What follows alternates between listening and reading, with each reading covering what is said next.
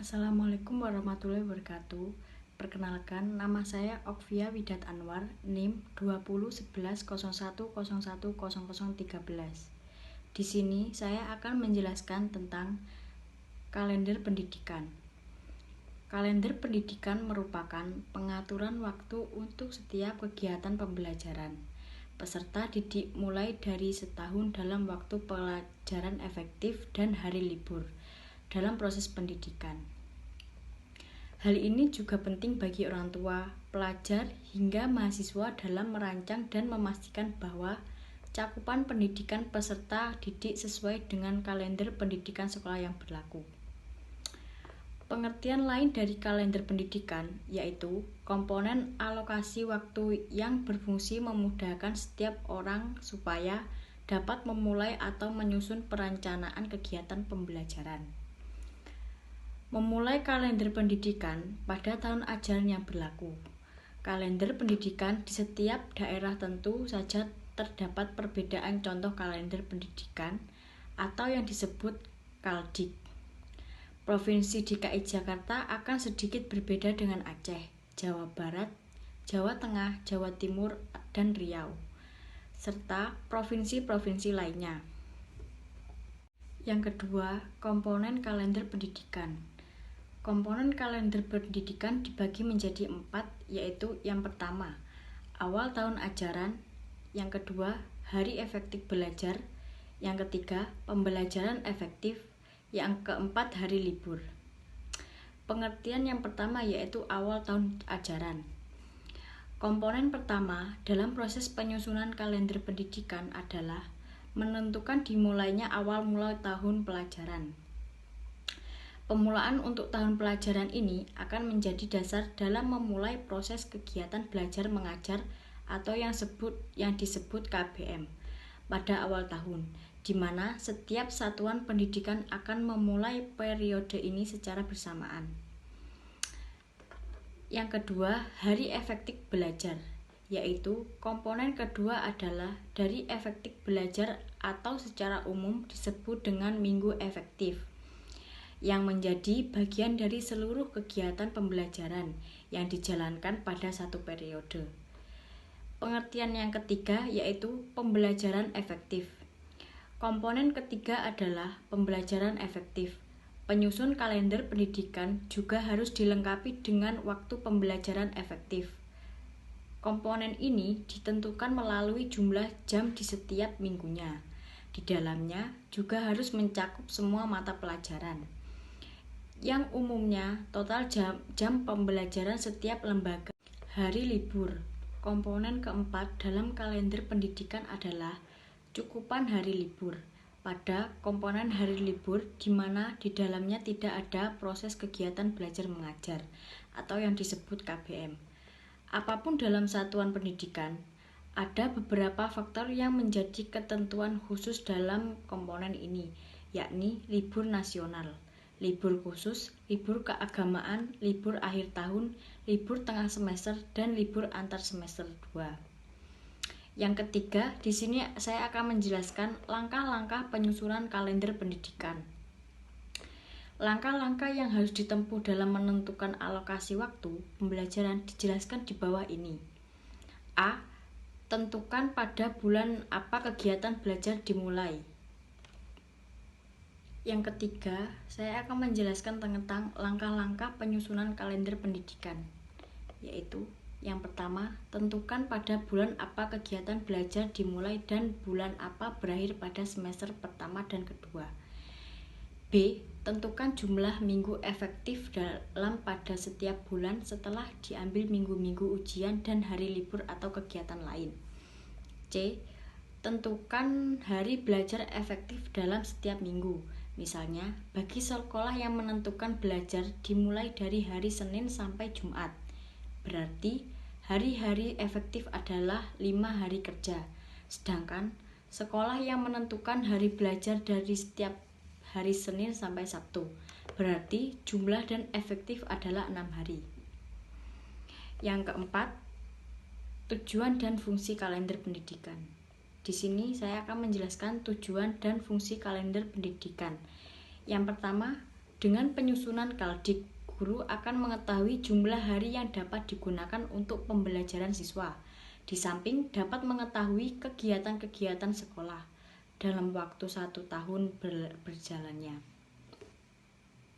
Di sini saya akan menjelaskan pengertian RPP.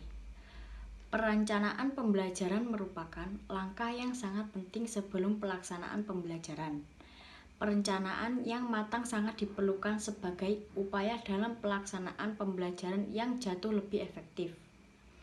Pendidik pada satuan pendidikan berkewajiban menyusun silabus dan RPP secara lengkap dan sistematis agar pembelajaran berlangsungan secara interaktif, inspiratif, menyenangkan, menantang, memotivasi peserta didik untuk berpartisipasi aktif, serta memberikan ruang yang cukup bagi prakarsa, kreativitas, dan kemandirian sesuai dengan bakat minat, dan perkembangan fisik serta psikologis peserta didik. Dalam penyusunan RPP, perlu memperhatikan hal sebagai berikut. A. RPP disusun sebagai KD yang dapat dilaksanakan dalam 1 kali pertemuan atau lebih.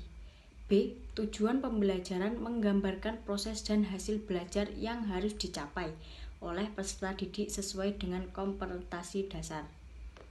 C. Tujuan pembelajaran dapat mencakupi sejumlah indikator. Yang D.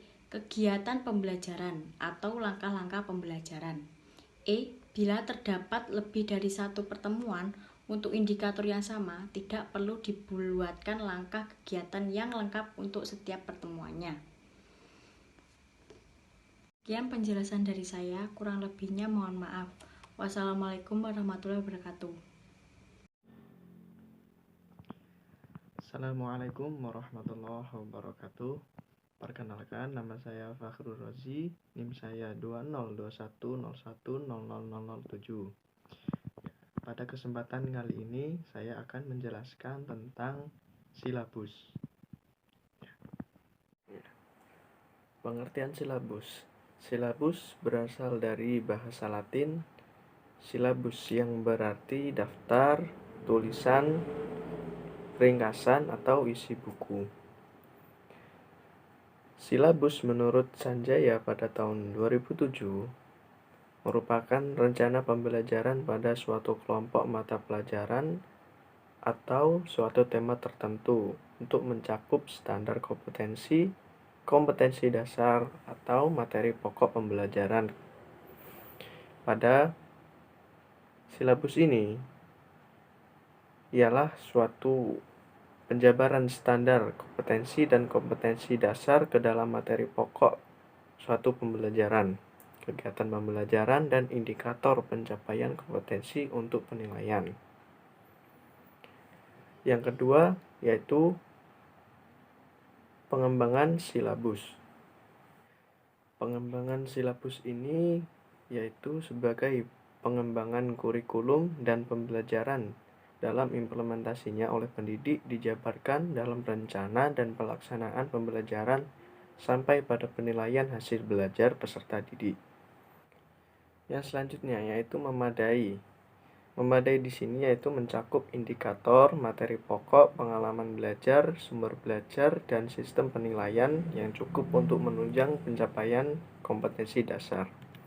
Yang selanjutnya aktual dan konstekstual, yaitu cakupan indikator, materi pokok, pengalaman belajar, sumber belajar, dan sistem penilaian memperhatikan perkembangan ilmu, teknologi, dan seni mutakhir dalam kehidupan nyata dan peristiwa yang terjadi. Yang selanjutnya fleksibel, yaitu keseluruhan komponen silabus dapat mengakomodasi keragaman peserta didik serta dinamika perubahan yang terjadi di sekolah dan tuntutan masyarakat. Yang terakhir yakni menyeluruh, yaitu komponen silabus mencakup keseluruhan ranah kompetensi. Yang selanjutnya yaitu prinsip pengembangan silabus. Nah, dalam pengembangan silabus perlu dipertimbangkan lagi beberapa prinsip. Yang pertama yaitu ilmiah. Ilmiah itu merupakan keseluruhan materi dan kegiatan yang menjadi muatan dalam silabus harus benar dan dapat dipertanggungjawabkan secara keilmuan. Yang kedua yaitu relevan, Yang ketiga yaitu sistematis. Sistematis yaitu merupakan komponen silabus yang saling berhubungan secara fungsional dalam mencapai kompetensi. Yang selanjutnya konsisten. Konsisten yaitu adanya hubungan yang konsisten yang berhubungan antara kompetensi dasar, indikator, materi pokok, pengalaman belajar, dan sumber belajar. Nah, terus saya akan menjelaskan tentang langkah-langkah pengembangan silabus. Yang pertama yaitu mengkaji standar kompetensi dan kompetensi dasar. Yang kedua, mengidentifikasi materi pokok atau pembelajaran. Yang ketiga, yaitu mengembangkan kegiatan pembelajaran. Yang keempat, merumuskan indikator pencapaian kompetensi. Yang kelima, penentuan jenis penilaian. Yang keenam, menentukan alokasi waktu. Dan yang terakhir, yaitu menentukan sumber belajar. Mungkin cukup sekian penjelasan dari saya. Kurang lebihnya mohon maaf. Assalamualaikum warahmatullahi wabarakatuh.